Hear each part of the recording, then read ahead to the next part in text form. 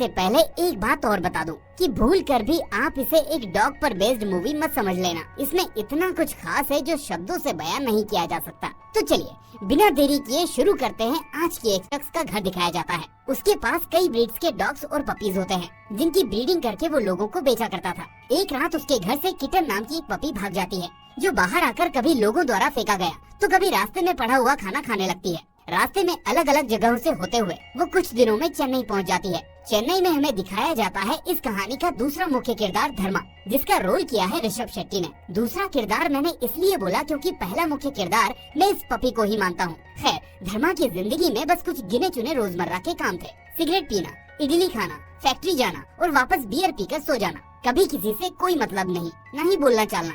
आसपास के लोगों के लिए वो एक खड़ूस आदमी था। लोग बच्चों को उसके नाम से डराकर खाना खिलाया करते थे। फैक्ट्री में भी वो किसी से बात नहीं करता, लेकिन वहाँ का सीनियर इंचार्ज था। सभी उसके बारे में बातें करते कि ये कैसा आदमी है, किसी से बात नहीं करता, किसी की नहीं सुनता, बस अपना काम किया और चलता बना।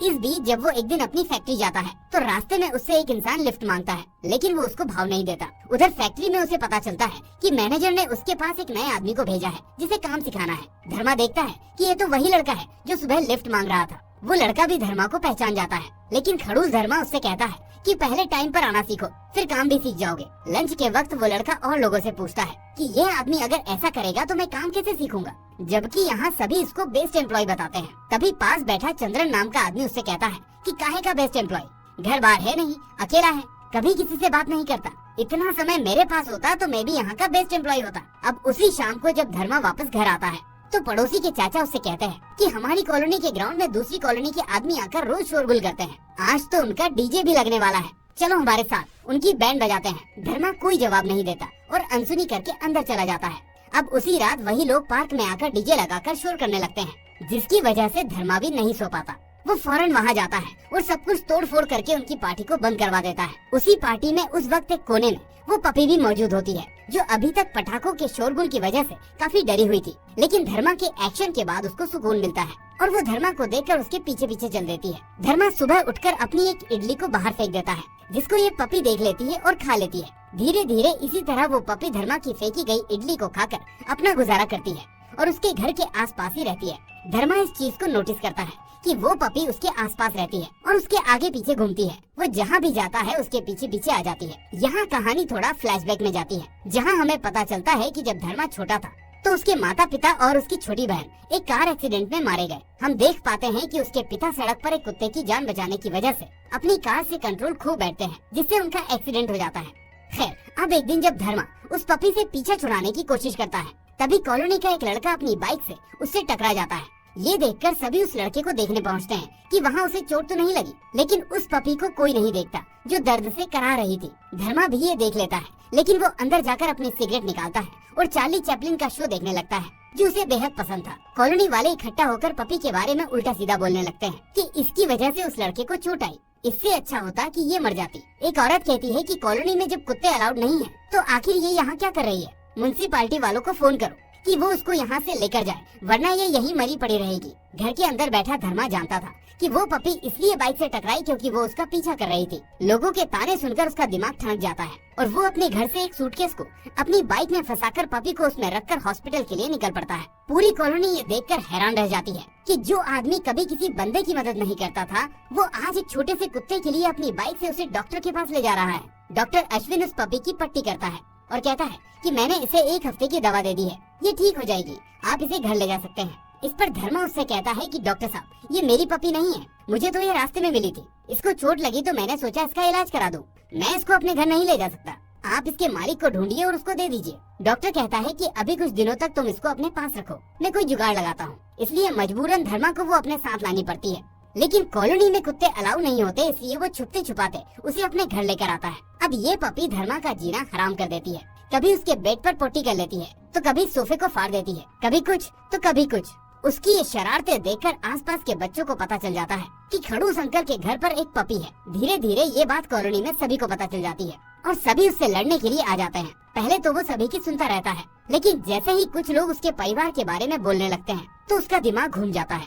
वो कहता है कि ये घर मेरा है और ये कुत्ता भी मेरा है, जिसको जो करना है कर ले। धर्मा के गुस्से को सभी जानते थे, इसलिए कोई उससे पंगा नहीं लेता और सब एक एक करके खिसक लेते हैं। अब धर्मा परेशान होकर डॉक्टर को फोन करता है और कहता है कि तुम्हें अभी इस कुत्ते का इंतजाम करना होगा, इसने मेरा जीना हराम कर रखा है। डॉक्टर उसे बताता है कि मैंने कुछ फैमिली से इसकी बात की है जो इसको अडॉप्ट करना चाहते हैं, लेकिन उसके लिए पहले तुम्हें इसका लाइसेंस बनवाना होगा। इसलिए धर्मा पपी को लेकर उस कैंप में पहुंचता है जहां लाइसेंस बनते हैं। वहां देविका नाम की एनिमल एडवर्कर उससे डॉग को लेकर कई सवाल करती है, लेकिन धर्मा भला उसका सही जवाब कहां से दे पाता, क्योंकि ना तो वो पपी उसकी थी और ना उसको कुत्ते पालने का एक्सपीरियंस था। हालांकि देविका को शक होता है कि ये पपी धर्मा का नहीं है, फिर भी वो उसका रजिस्ट्रेशन कर लेती है और जो नंबर उसे मिलता है वो होता है 777। अब अगले दिन देविका अपने असिस्टेंट के साथ धर्मा के घर पहुंचती है और कहती है कि हमें कंप्लेंट मिली है कि आप अपने कुत्ते का ख्याल ठीक से नहीं रखते।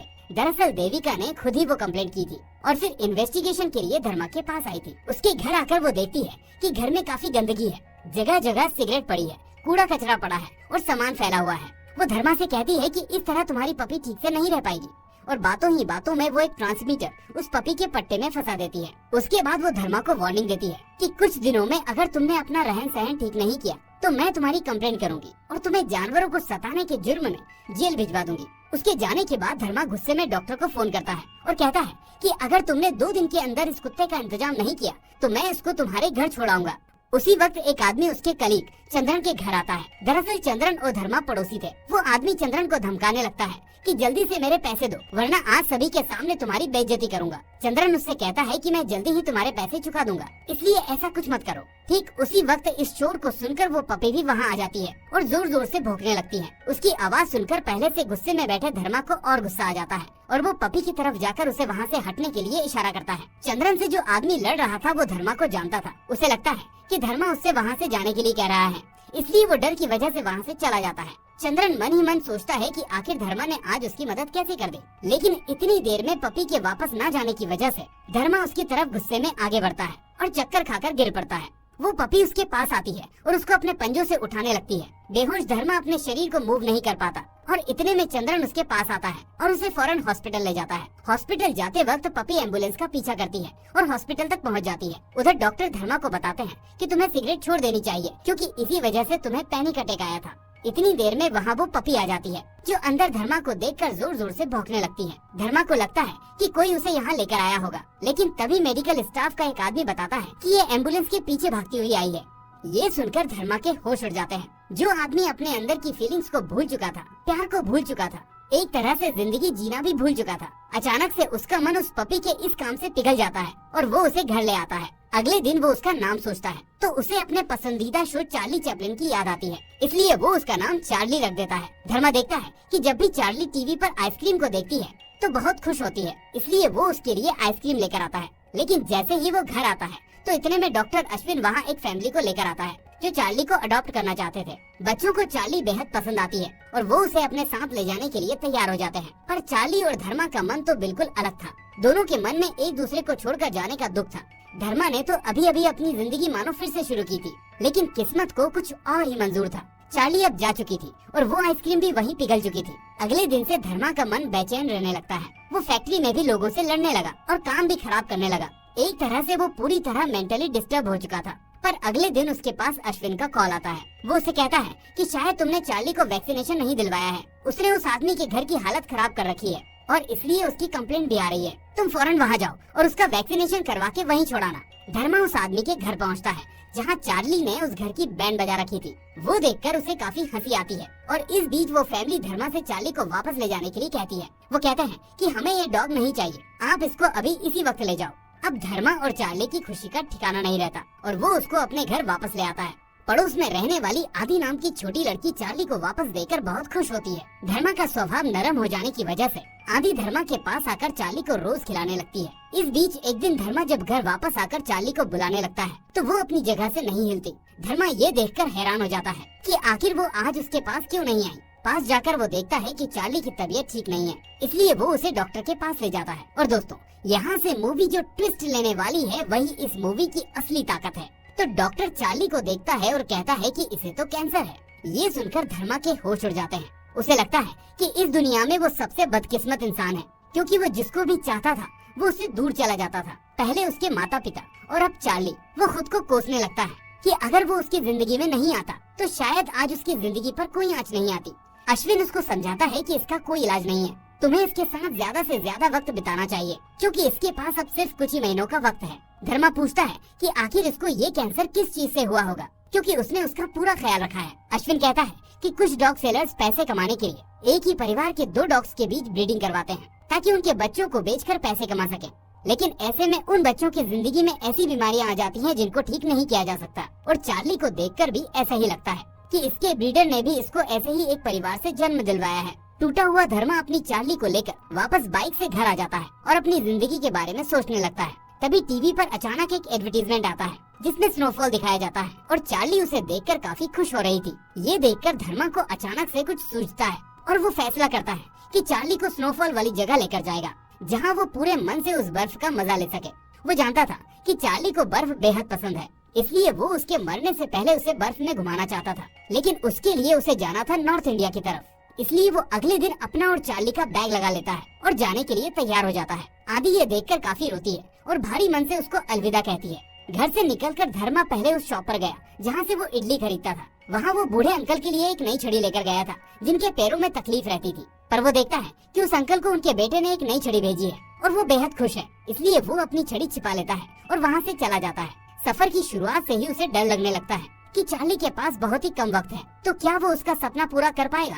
क्या वो उसको स्नो तक ले जा पाएगा? इतने में सफर के दौरान डॉक्टर उसे एक वीडियो भेजता है जिसमें एक ब्रीडर इलीगल तरीके से डॉग्स की ब्रीडिंग कर रहा था। अश्विन कहता है कि यही वो ब्रीडर है जिसकी वजह से चार्ली की ये हालत हुई है। धर्मा अश्विन से उसका पता पूछता है और वहाँ उसकी धुलाई करने चला जाता है। धुलाई करने के बाद वो उसे जमीन में गाड़ कर चार्ली के साथ एक सेल्फी लेकर एनिमल डिपार्टमेंट में वहाँ की खबर दे देता है और वहाँ से निकल जाता है। उधर देविका भी वहाँ पहुँचती है और देखती है कि चार्ली का ट्रांसमीटर भी थोड़ी देर पहले यहीं की लोकेशन सेंड कर रहा था। इसलिए वो सोचती है कि धर्मा चार्ली को लेकर इधर उधर निकल गया होगा ताकि वो भी अपने साथी की तरह पकड़ा ना जाए। इसलिए वो अपनी स्कूटी पर ट्रांसमीटर की लोकेशन का पीछा करते हुए धर्मा को ढूंढने निकल पड़ती है। उधर चार्ली की शरारतों की वजह से पुलिस की गाड़ी का शीशा टूट जाता है, इसलिए धर्मा और चार्ली को पुलिस लॉकअप में बंद कर देती है। धर्मा कहता है कि सर कुछ पैसे ले लीजिए, लेकिन हमें छोड़ दीजिए। पुलिस वाला उससे 10,000 रूपए मांगता है, लेकिन वो कहता है कि मेरे पास सिर्फ 2,000 रूपए हैं। इतने में वहाँ देविका आ जाती है जो पुलिस वालों से कहती है कि ये डॉग मेरा है और मैं इसको लेने आई हूँ। पुलिस वाला कहता है कि ठीक है मैडम, 10,000 रूपए दीजिए और डॉग को ले जाइए। इस तरह देविका वो पैसा देती है और धर्मा और चार्ली छूट जाते हैं। इसके बाद धर्मा चार्ली को लेकर सफर पर निकलने की शुरुआत करता है, लेकिन देविका कहती है कि मुझे पता है तुम भी उस ब्रीडर के साथ हो, मैं तुम्हें चार्ली के साथ कुछ नहीं करने दूंगी। आखिर तुम एक जानवर के साथ ऐसा बर्ताव कैसे कर सकते हो? धर्मा कुछ नहीं कहता और अपनी बाइक स्टार्ट कर लेता है। जिद में देविका भी उस बाइक पर बैठ जाती है और धर्मा अपने सफर के अगले पड़ाव राजस्थान में पहुंच जाता है। वहाँ वो देखता है कि कुछ लोग पैराग्लाइडिंग कर रहे हैं, जिसको देखकर चार्ली काफी खुश दिख रही है। इसलिए वो वहाँ रुकता है और ऊंचाई से डरने के बावजूद सिर्फ चार्ली की खातिर पैराग्लाइडिंग के लिए तैयार हो जाता है। लेकिन धीरे धीरे वो और चार्ली अपनी इस राइड को एंजॉय करने लगते हैं और धर्मा के मन में भी सुकून होता है कि आखिर उसने चार्ली की एक पसंदीदा चीज को करने में तो मदद की। ये देखकर देविका को एहसास होता है कि वो अभी तक धर्मा के बारे में गलत थी, इसलिए वो उससे सारी बातें पूछती है। धर्मा उसे पूरी सच्चाई बताता है, जिसके बाद देविका अपनी एक टीम को वहाँ बुला लेती है और धर्मा से माफी मांगती है। देविका की टीम का एक आदमी धर्मा से मिलता है, जिसकी खुद की एक मैगजीन एजेंसी होती है। धर्मा उसे अपने और चार्ली के बारे में बताता है। वो आदमी हैरान रह जाता है कि एक आदमी बाइक से साउथ इंडिया से नॉर्थ इंडिया का सफर कर रहा है, वो भी सिर्फ अपने डॉगी की आखिरी ख्वाहिश को पूरा करने के लिए। खैर, अब देविका भी अपने लोगों के साथ वापस चली जाती है और धर्मा हरियाणा पहुंचता है। लेकिन रास्ते में पेट्रोल खत्म होने की वजह से वो बीच में मदद की तलाश करने लगता है। तभी नेथन नाम का एक शख्स अपने डॉग ब्लैकी के साथ उसे वहाँ से पिक करके अपने फार्म हाउस ले जाता है। धर्मा वहाँ कुछ दिनों तक रुकता है और उसे अपनी कहानी के बारे में बताता है। नेथन भी उसे बताता है कि मेरी बीवी भी मुझे छोड़कर चली गई और तब से ब्लैकी ही मेरा साथी है। जाने से एक दिन पहले नेथन उसे डॉग शो के बारे में बताता है। वो कहता है कि मैं वहाँ हिस्सा लेने वाला था, पर अब नहीं जा पाऊंगा, इसलिए तुम चाहो तो वहाँ जा सकते हो। ऐसा कहकर वो उसे अपनी टिकट दे देता है। अगले दिन निकलने से पहले धर्मा अपने पास बचे हुए पैसों में से कुछ पैसे नेथन के घर पर छोड़कर चला जाता है। वो ऐसा इसलिए करता है कि नेथन ने उसकी काफी मदद की थी। खैर, इसके बाद धर्मा उस डॉग शो में पहुँचता है, जहाँ उसे ऑडियंस की जगह पार्टिसिपेंट्स वाले रो में बिठा दिया जाता है, क्योंकि उसके पास पार्टिसिपेंट वाली टिकट थी। धर्मा को शुरू में इसका अंदाजा नहीं होता और वो सभी डॉग्स को एक एक करके वहाँ परफॉर्म करते हुए देखता है। वो घबराता है कि आखिर चार्ली ये सब कैसे करेगी। इतने में उसे वहाँ देविका दिख जाती है, जो उस दिन जूरी मेंबर्स में शामिल थी। वो उसे इशारा करती है कि तुम वो करो जो चार्ली जानती है। इसलिए धर्मा चार्ली से रूठने का नाटक करता है और चार्ली उसे मनाने लगती है। वो एक जगह से दूसरी जगह जाकर बैठता है और चार्ली भी उसको पीछे पीछे चल देती है और उसे पैम्पर करती है ताकि वो गुस्सा छोड़ दे। इस बीच धर्मा उस कंपटीशन में लगे जंपिंग बैरियर को मैक्सिमम लेंथ तक ले जाता है और फिर अपनी बाहें फैलाकर चार्ली को आवाज देता है। उसकी आवाज सुनकर चार्ली भागती हुई आती है और वो जंप पूरा कर लेती है। ये देखकर सभी के होश उड़ जाते हैं क्योंकि कोई भी नॉर्मल डॉग ऐसा नहीं कर पाया था। साथ ही कंपटीशन एक डॉग के उसके ओनर के प्रति डेडिकेशन को दिखाने के लिए रखा गया था, जिसमें चार्ली और धर्मा की जोड़ी ने बाजी मार ली थी और फाइनली धर्मा जीत जाता है और उसे कुछ पैसे भी मिल जाते हैं, जिससे वो अपनी आगे की जर्नी को कंटिन्यू करता है। आगे जाने पर उसे पता चलता है कि चार्ली प्रेग्नेंट है और उसके बच्चे कैंसर की वजह से उसके पेट में ही मर चुके हैं। अपनी चार्ली की ये हालत देखकर धर्मा बहुत दुखी होता है। वो भगवान से दुआ करता है कि कैसे भी उसकी चार्ली को बचा लें। दोस्तों, यहाँ आपको इतने इमोशनल सीन्स देखने को मिलेंगे कि आप अपनी आंखों से आंसू नहीं रोक पाएंगे। धर्मा के पास पैसे खत्म हो जाते हैं। वो चार्ली के लिए दवाइयाँ लेता है और अब अपनी बाइक को बेच देता है ताकि उन पैसों से सफर करके चार्ली के सपने को पूरा कर सके। इस दौरान वो बस का सफर करता है और शिमला की तरफ बढ़ जाता है। रास्ते में लैंडस्लाइड होने की वजह से आर्मी वाले रास्ते को रुकवा देते हैं। धर्मा बस से बाहर आकर आर्मी ऑफिसर को समझाता है कि सर, मेरा डॉग अपनी आखिरी सांसें ले रहा है, मुझे उसको बर्फ तक ले जाना है, प्लीज आप मेरी मदद कीजिए। लेकिन वो अफसर उसकी एक नहीं सुनता और इतनी देर में वहाँ कर्नल चावला आ जाते हैं। वो धर्मा को देखकर थोड़ी देर के लिए रुकते हैं, जैसे उन्होंने धर्मा को कहीं देखा हो। वो धर्मा को चार्ली के साथ अपने कैंप में ले जाते हैं और बताते हैं कि हम आर्मी वाले अपने एनिमल्स के साथ के रिश्ते को अच्छी तरह समझते हैं और इसलिए मैं तुम्हारी फीलिंग्स की रिस्पेक्ट करता हूँ। कर्नल कहते हैं कि कल सुबह हमारी एक टुकड़ी बर्फीली वादियों में जा रही है, तुम चाहो तो उनके साथ जा सकते हो। धर्मा पूछता है कि सर, आप मुझे कैसे जानते हैं और इतनी हेल्प क्यों कर रहे हैं? तो इतने में कर्नल उसे एक मैगजीन दिखाते हैं जिसका टाइटल होता है द टेल ऑफ धर्मराज इन कलयुग, यानी कलयुग के धर्मराज की कहानी। कर्नल कहते हैं कि तुम्हारे नाम पर एक मैगजीन में पूरी स्टोरी छपी है। तभी उसे याद आता है देविका का वो दोस्त जिसे उसने अपना इंटरव्यू दिया था। वो समझ जाता है कि ये सब उसी ने पब्लिश किया है। खैर, वो उस रात उसी कैंप में रुकता है ताकि सुबह सेना की टुकड़ी के साथ बर्फ तक पहुंच सके। पर रात को अचानक चार्ली की तबीयत ज्यादा खराब हो जाती है, जिसकी वजह से धर्मा घबरा जाता है। उसे लगता है कि कहीं चार्ली के पास कुछ ही समय ना बचा हो, इसलिए वो अपने बैग से सारे कपड़े निकालकर चार्ली को उसमें डालकर चुपचाप वहाँ से पहाड़ियों की तरफ चल देता है। फाइनली काफी देर चलने के बाद वो एक जगह पर आकर रुकता है जहाँ बर्फ ही बर्फ होती है और साथ में स्नोफॉल भी हो रहा होता है। और यहाँ इस मूवी का बेहद इमोशनल सीन फिल्माया जाता है जो शायद कहीं हद तक असली था। चार्ली बर्फ को देखकर बेहद खुश होती है और कूदने लगती है। धर्मा भी उसको देखकर काफी खुश हो जाता है और रोने लगता है। दोनों एक दूसरे के साथ बर्फ में लोटपोट होने लगते हैं और फाइनली धर्मा का सपना पूरा हो जाता है जो उसने चार्ली के लिए देखा था। और इसके बाद वो चार्ली को कैंप में ले आता है और एक एक करके सभी को कॉल करके बताता है कि आखिरकार उसने चार्ली का सपना पूरा कर दिया है। आदि उससे कहती है कि अंकल, क्या अभी तक चार्ली ने आपको थैंक यू नहीं बोला? मैंने उसको कई बार सिखाया लेकिन वो कभी आपको थैंक यू नहीं बोलती, जबकि मुझे डेली बोलती थी। धर्मा उसकी बातों पर हंसता है और कहता है कि जब चार्ली वापस वहाँ आ जाए तो उसे सिखा देना ताकि वो मुझे थैंक यू बोल सके। इसके बाद धर्मा अगले दिन निकलने की तैयारी करने लगता है, लेकिन तभी वो देखता है कि चार्ली वहाँ नहीं है। वो जगह जगह उसे ढूंढने लगता है लेकिन वो नहीं मिलती। पागलों की तरह धर्मा ऊपर पहाड़ियों की ओर भागता है कि कहीं वो वापस बर्फ की ओर तो नहीं चली गई। वो उसे हर जगह ढूंढता है लेकिन वो नहीं मिलती और रास्ते में एक पेड़ से टकराकर घंटों तक बेहोश पड़ा रहता है। होश में आने पर वो फिर से उसकी तलाश करता है, जहाँ उसे बर्फ के मैदान में एक मंदिर पर चार्ली बैठी हुई दिखती है। वो उसके पास आता है और रोने लगता है। चार्ली भी उसकी गोद में आ जाती है और उसकी तरफ देखने लगती है। देखते देखते वो आखिरकार धर्मा को थैंक यू बोलती है जो आदि ने उसे सिखाया था और इसी के साथ अपना दम तोड़ देती है। बेचारा धर्मा अब फूट फूट कर रोने लगता है। आखिर उसका आखिरी साथी उससे दूर जा चुका था। धर्मा का दिल इतना रोता है जैसे वो अपने बच्चे के लिए रो रहा हो। वो कहता है कि मैंने तेरे लिए क्या क्या नहीं किया, खुद को बदला, डॉक्टर के पास गया, भगवान से भीख मांगी, लेकिन तूने मुझे आज एक सेकंड में अकेला छोड़ दिया। मैं तेरे बिना कैसे रहूंगा? इतने में उसे मंदिर के अंदर से एक पपी की आवाज आती है। अंदर जाकर देखने पर उसे एक पपी वहाँ मिलता है जिसको चार्ली ने ही जन्म दिया था। वो समझ जाता है कि चार्ली ही उसे यहाँ तक लेकर आई थी ताकि वो अपने बच्चे को उसे सौंप सके। और इसी के साथ होता है इस शानदार मूवी का दी एंड। दोस्तों, मैंने एनिमल लवर कई मूवीज देखी हैं, लेकिन ये सबसे यूनिक है। ये मूवी काफी लंबी है और आपको एक एक सीन का एहसास करवाती है। मेरी गारंटी है आप इसको देखकर अपने आंसू नहीं रोक पाएंगे। चाहे तो आप YouTube पर इसके रिव्यूज देख सकते हैं। हालांकि हिंदी बेल्ट में इसको ज्यादा जगह शो नहीं किया गया, वरना मेरे लिए ये मूवी ऑस्कर से भी बढ़कर है और हमेशा रहेगी। अगर ये एक्सप्लेनेशन आपको पसंद आई हो तो इस वीडियो को लाइक और अपने दोस्तों के साथ शेयर करना मत भूलना। साथ में अगर आप भी एनिमल लवर हैं तो कमेंट में हमें अपने पेट एनिमल का नाम जरूर बताएं। चैनल पर आप पहली बार आए हैं तो इसको सब्सक्राइब करके नोटिफिकेशन बेल को भी दबा दें ताकि कोई भी मूवी आपसे मिस ना हो।